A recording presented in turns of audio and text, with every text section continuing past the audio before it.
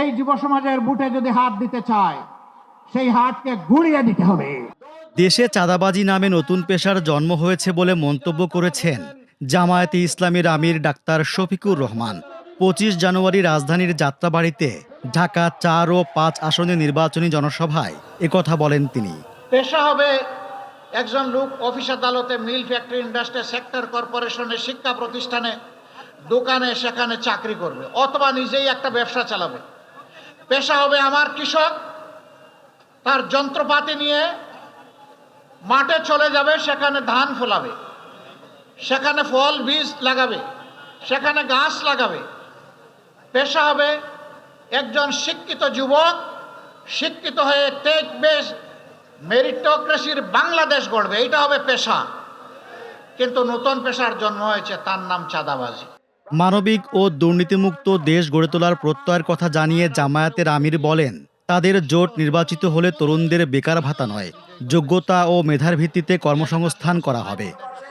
পরে ধূপখোলা মাঠে ঢাকা 6 আসনের নির্বাচনী জনসভায় বক্তব্য দেন জামায়াতের আমির শফিকুর রহমান। সেখানে তিনি হুঁশিয়ারি দিয়ে বলেন, 12 তারিখে কোনো দুর্বৃত্ত ভোটের বাক্সে হাত দিতে এলে সেই হাত গুড়িয়ে দেয়া হবে। প্রস্তুত হয়ে যান এটা কবুল করার জন্য। 12 তারিখে কোনো দুর্বৃত্ত এই যুব সমাজের বুটে যদি হাত দিতে চায়, সেই হাতকে গুড়িয়ে দিতে হবে। এরা যৌবন পেয়েছে কিন্তু বুটের অধিকার পায় নাই, পিপাসার্থ হয়ে 12 তারিখের জন্য অপেক্ষা করছে। কেউ যেন দুর্বৃত্ত না করতে পারে। আগের ওই স্লোগান চল, সন্ত্রাসীরা বলতো আমার বুট আমি দেব, তোমারটাও আমি দেব। এখন আমাদের পরিষ্কার বক্তব্য, তোরটা তুই দে, আমারটা আমি দেব।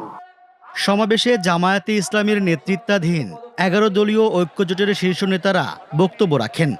এবার ইলেকশনে শাপলাকলিতে ভোট দিবেন, চাঁদাবাজি থেকে মুক্তি পাবেন, দখলদারি থেকে মুক্তি পাবেন, সন্ত্রাস থেকে মুক্তি পাবেন।